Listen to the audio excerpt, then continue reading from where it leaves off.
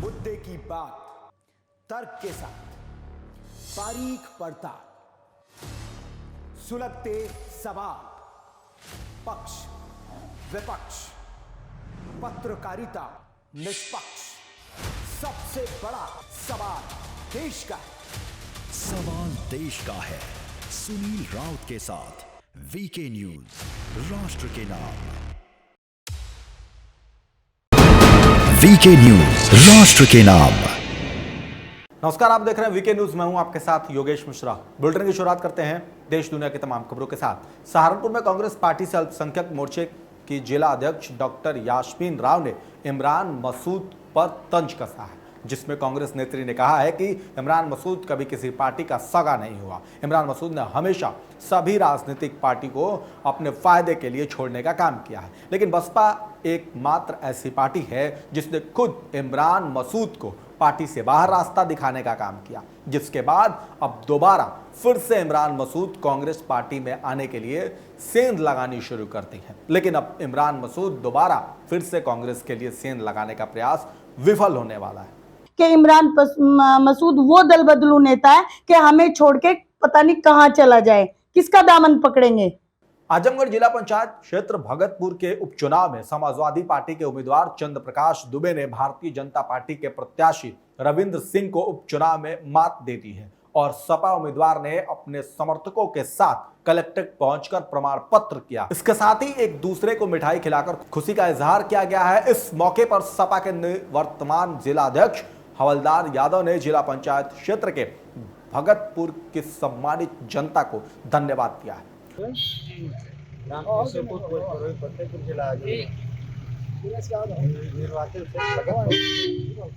पंचायत भगतपुर कितना वोट पड़ा और कितने वोटों से आप जीते हैं?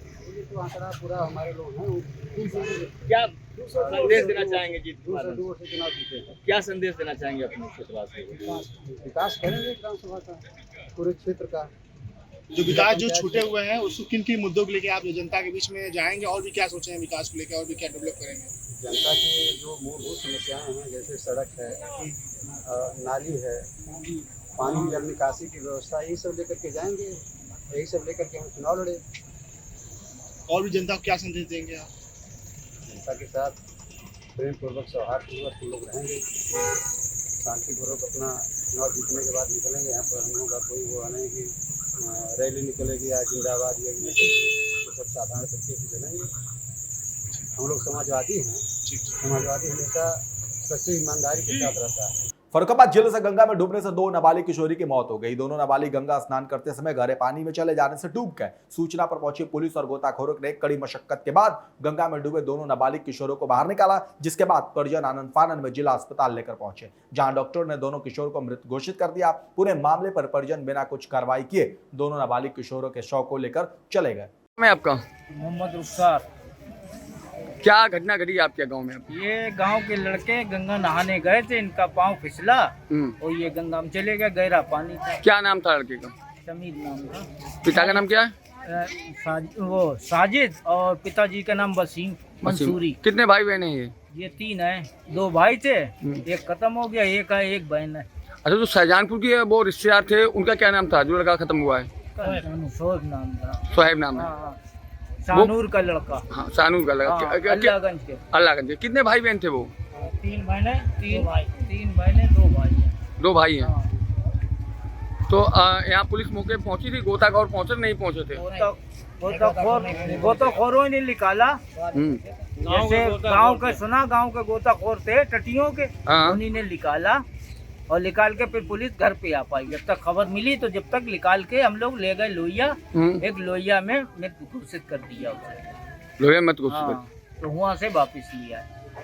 जालौन जिले से हाल ही में 2 सीटों पर उपचुनाव हुआ था, जिसमें भाजपा को तगड़ा झटका लगा है। जहां जालौन की पहाड़ गांव जिला पंचायत सीट और क्योलारी क्षेत्र पंचायत सीट पर उपचुनाव हुए थे, जिसमें बारिश की वजह से मतदाताओं की कम संख्या देखने को मिली थी, जिसका असर चुनाव परिणाम पर देखने को मिला। यहां हुए उपचुनाव में परिणाम आ गए हैं, जिसमें समाजवादी पार्टी और निर्दलीय उम्मीदवार ने बाजी मारी। मध्य प्रदेश के मंदसौर में फसल खराब होने से परेशान किसान की आत्महत्या का मामला सामने आया है, जिसमें नाहरगढ़ थाना क्षेत्र के बड़ौद गांव के जगदीश धनगर नाम के किसान ने अपने खेत में ही फांसी लगाकर आत्महत्या कर ली। परिजनों की तरफ से बताया गया कि किसान पिछले 10 दिनों से सोयाबीन की फसल सूख जाने से काफी चिंतित थे और अपनी जीविका चलाने के लिए खेती पर ही निर्भर थे, जो कि कम बारिश की वजह से पूरी तरह खराब हो गई। सूचना पर पहुंची पुलिस ने शव को कब्जे में लेते हुए जांच पड़ताल में जुट गई है। पूजा धनगर पिता जगदीश जी, मेरे पापा डिप्रेशन में रहते थे पानी न गिरने के कारण। हमेशा वो सोचते थे कि पानी नहीं गिरा इस साल तो क्या होगा न, सूखा घोषित हो गया न, अपना क्या होगा न, बच्चों की पढ़ाई का खर्चा कैसे उठाएंगे न, बच्चों की शादियां भी करनी न, इस कारण से वो डिप्रेशन में रहते थे न, सोचते थे बैठ जाते एक जगह न, ऐसे डिप्रेशन में जीते थे। पर न अब क्या होगा न, क्या करेंगे न, शासन तो सुने ही नहीं करेगी तो क्या करेंगे न, ऐसे करते थे। फिर वो ऐसे डिप्रेशन में के फिर ऐसे कोई वो चाय पी कर गए घर से, तो हमारे घर भाड़ा है दूर, तो वहाँ हम समझे वहाँ पर गए होंगे, तो वो हमको बता के भी नहीं गए कि कहाँ गए वो।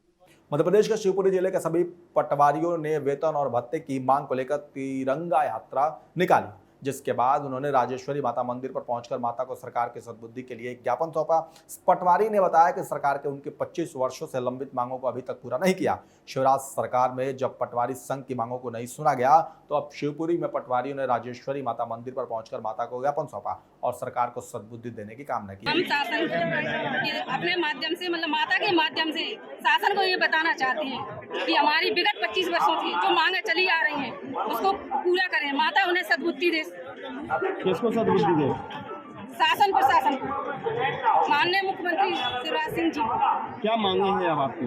वही समान वेतन मांग, 2800 पे ग्रेड। तो आप कितने पटवारी होंगे? जिले में कितने हैं?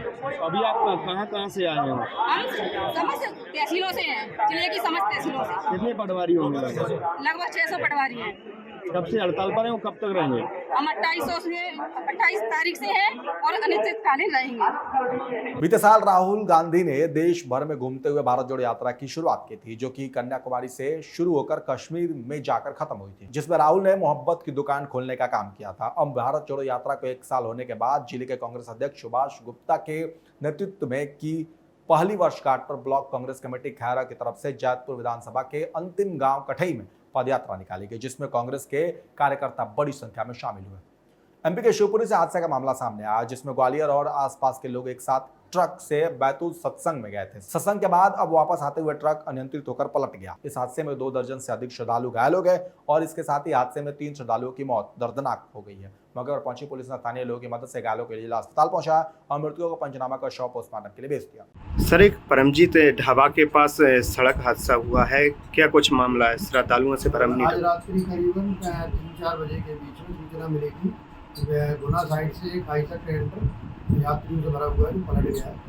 इस पर से आइसर चालक के विरुद्ध अपराध पंजीबद्ध किया गया और जिसमें 3 लोग मृत हुए हैं, बाकी 25-26 लोग घायल हैं। मंदसौर जिले में प्रशासन में हड़कंप मच गया जब मंदसौर जिले में रिंडा हाई स्कूल के छात्र छात्राओं ने रोड पर चक्का जाम कर दिया, जिसमें छात्र छात्राओं ने अनिश्चितकालीन हड़ताल भी शुरू कर दी। यहाँ के सभी छात्र छात्राएं विद्यालय के प्रधानाचार्य के तबादले के बाद से नाराज हैं। नाराज छात्र छात्राओं ने सरकार पर तानाशाही का आरोप लगाते हुए प्रदर्शन कर रहे हैं और कार्रवाई की मांग करते हुए प्राचार्य को वापस बहाल करने के लिए प्रदर्शन जारी रखने की बात कर रहे हैं। प्रधानमंत्री आवास योजना का लाभ न ले पाने वाले गरीबों के लिए एक मध्य प्रदेश सरकार नई योजना लेकर आई है। इस योजना का नाम मुख्यमंत्री आवास है। इसके लिए राज्य सरकार ने आवेदन मांगने शुरू कर दिए हैं। जल्द ही इसकी सूची तैयार की जाएगी। मुख्यमंत्री शिवराज सिंह चौहान ने प्रदेश के सभी कलेक्टर और एसपी की बैठक बुलाकर इस संबंध में निर्देश दिए और वहीं सीएम ने अल्प बारिश से हुए फसलों के नुकसान के लिए जल्द राहत दिए, क्षति का आकलन करने के निर्देश दिए। बारिश शुरू हुई है, ये प्रसन्नता की बात है, लेकिन फिर भी कई स्थानों पर सोयाबीन जैसी फसलों को नुकसान हुआ है। मैं एक बात साफ करना चाहता हूं कि किसानों का कल्याण हमारे लिए केवल कर्मकांड नहीं है, मेरी सरकार का मेगा मिशन है और इसलिए सभी कलेक्टर्स, कमिश्नर्स, संबंधित साथी इस पर ध्यान देंगे कि फसलों की स्थिति के बारे में लगातार वो नजर रखें और जहां भी अल्प वर्षा के कारण, वर्षा में गैप के कारण हमको लगता है कि फसल खराब हुई है, हम सर्वे करेंगे और किसानों को राहत भी देंगे और फसल बीमा योजना का प्रसार। मध्य प्रदेश के ग्वालियर शहर में दिव्यांग संगठन अध्यक्ष अनूप कुशवाहा के नेतृत्व में लगभग 300 दिव्यांग 10 सितंबर को फूलबाग चौराहे से अचलेश्वर महादेव मंदिर तक मांग पत्र रैली निकालेंगे, जिस दौरान मुख्यमंत्री शिवराज सिंह चौहान से मिलकर अपनी मांगों का पत्र सौंपेंगे। आपको बता दें कि अध्यक्ष अनूप कुशवाहा ने प्रेस वार्ता में बताया कि कई सालों से दिव्यांग अपने हक की लड़ाई लड़ रहे हैं, पर सरकार मौन है। अनूप कुशवाहा मेरा नाम है और मैं दिव्यांग एकता मंच का प्रतिनिधित्व करता हूँ। किस प्रकार का आंदोलन और किस प्रकार की रैली 10 तारीख को? हमारी एक सूत्रीय मांग को लेकर, जो हमारी पेंशन को लेकर ताकि 600 से 6000 की जाए, इस मांग को लेके सभी दिव्यांगजन फूलबाग चौराहे से अचलेश्वर मार्ग पर जाएंगे मांग यात्रा में। हमने बात तो रखी थी, तो प्रशासन ने हमसे बोला भी है और हम ये चाहते हैं कि हम ये जानते हैं कि प्रशासन भी तभी मदद करेगा जब हम दिव्यांग भी हम जाकर अपनी मांग को रखेंगे। हम सबकी मांग यात्रा में फूलबाग चौराहे से लेके अचलेश्वर मंदिर तक जाएगी। खबर एमपी के शहडोल जिले से है, जहां 2 दिन पहले घर से निकला 14 वर्षीय नाबालिग लड़के का शव कुएं में पड़ा मिला है। सूचना के आधार पर मौके पर पहुंची पुलिस ने शव को पोस्टमार्टम के लिए भेज दिया। वहीं घटना की सूचना से परिजनों में कोहराम मच गया। आपको बता दें कि परिजनों ने हत्या की आशंका जताते हुए मामले की शिकायत दर्ज कराई है। इस बुलेटिन में फिलहाल इतना ही। देश और दुनिया की तमाम खबरों के लिए देखते रहिए वीके न्यूज। नमस्कार। वीके न्यूज, राष्ट्र के नाम।